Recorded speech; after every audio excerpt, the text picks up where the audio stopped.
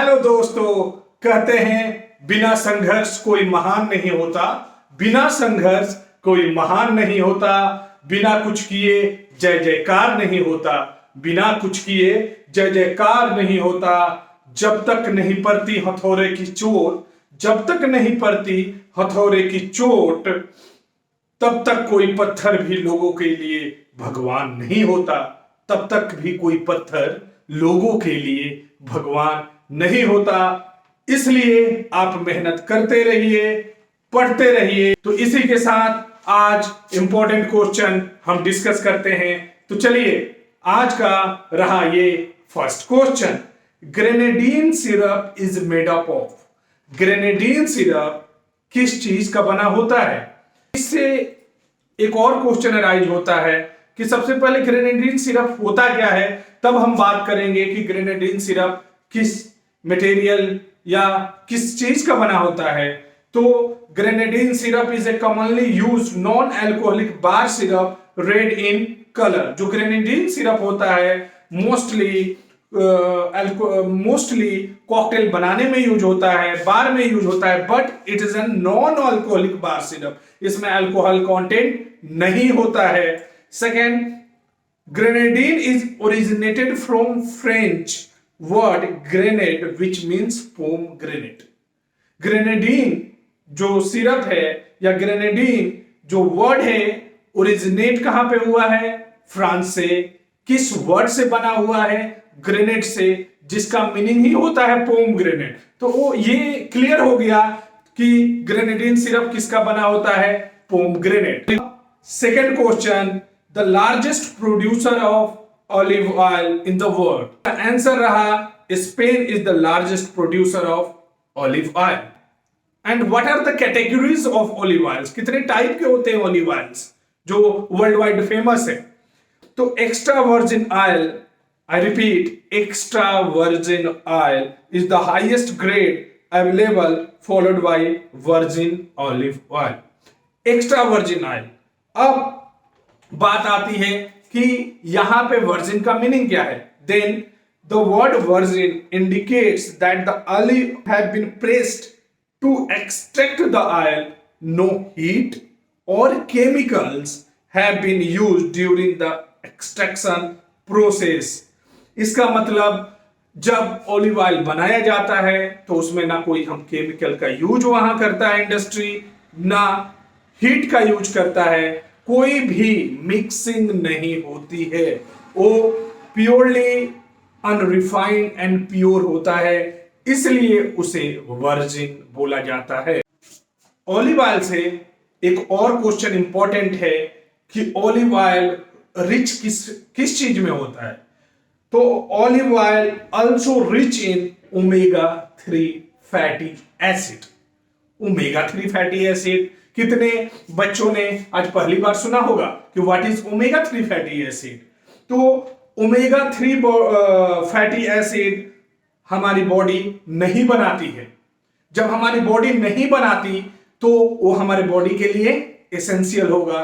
तो omega 3 fatty acid क्या है? एसेंशियल फैट है हमारी बॉडी के लिए।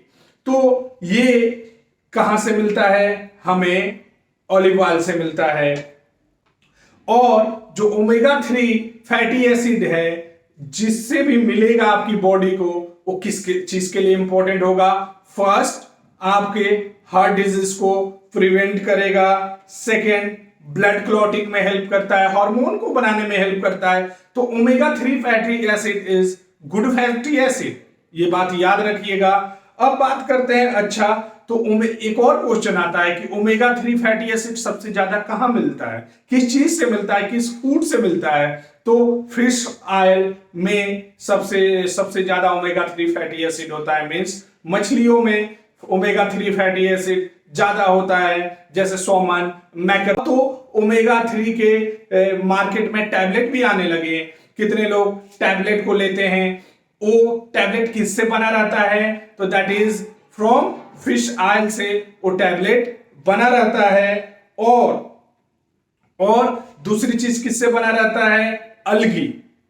अलगी is also rich in omega 3 fatty acid. Third question है which spice is also known as sweet cumin. किस स्पाइस को स्वीट क्यूमिन कहते हैं?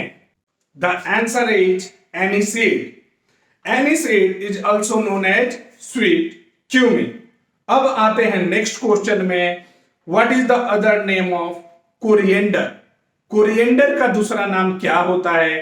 कोरिएंडर सबसे पहले कहां इंट्रोड्यूस हुआ था? यूरोप में हुआ था। तो आइए इसका दूसरा नाम जानते हैं। It is also known as Chinese parsley. इसको चाइना में चाइनीज पार्सले भी बोलते हैं। It is also known as cilantro, जो आपको लिए इंपॉर्टेंट है। It is also known as cilantro. Cilantro कहां से ओरिजिनेट है? That is originated from Mexico. Mexican cuisine में इसे सिलेंथ्रो बोलते हैं। क्लियर हुआ? अब चलते हैं लास्ट क्वेश्चन की तरफ। Which herb is called dew of the seas. I repeat my question, which herb is called dew of the seas. किस हर्ब को ड्यू ऑफ द सीज बोलते हैं? आंसर है rosemary. Rosemary world wide famous है। इसको love के लिए जाना जाता है, रिमेम्बरेंस के लिए जाना जाता है। तो ये क्या होता है? चलिए, it is a needle like leaves aromatic in nature. कैसा हो रहता है? नीडल लाइक लीव रहता है, जो कैसा रहता है? एरोमेटिक इन नेचर रहता है। It is use as a flavouring in food. किस लिए यूज होता है? फ्लेवरिंग ऑफ फूड के लिए। Mostly in Mediterranean cuisine. कहां पे ज्यादातर यूज होता है? मेडिटेरियन क्यूजिन में, मीन्स ग्रीक में, इटली में, स्पेन में, जो मेडिटेरेनियन कोस्ट के नजदीक हैं।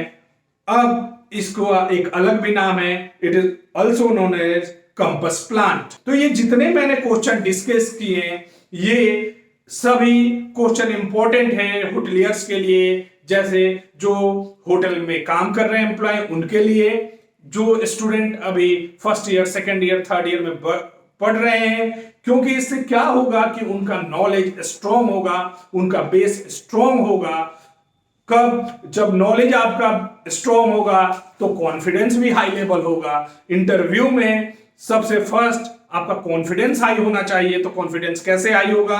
आपका नॉलेज स्ट्रांग होगा। तो नहीं तो आप इंडस्ट्रियल ट्रेनिंग के इंटरव्यू में जाएं, आप मैनेजमेंट ट्रेनिंग के इंटरव्यू में जाएं, ऑपरेशनल ट्रेनिंग के इंटरव्यू में जाएं, एचओटी के इंटरव्यू में जाएं। जब तक आपका नॉलेज स्ट्रांग नहीं होगा, आप कॉन्फिडेंस लूज करोगे। क्योंकि जब इंटरव्यू रूम में जाओगे तो सोचोगे, अरे मैंने तो ये नहीं पढ़ा, मुझे तो ये टॉपिक नहीं मालूम, कहां से क्वेश्चन आएंगे। इसलिए अभी से अपना बेस स्ट्रांग करो। अच्छा, अब मैं विदा लेता हूं। अब फिर मिलेंगे नेक्स्ट वीडियो के साथ। टाटा, बाय बाय, नमस्कार।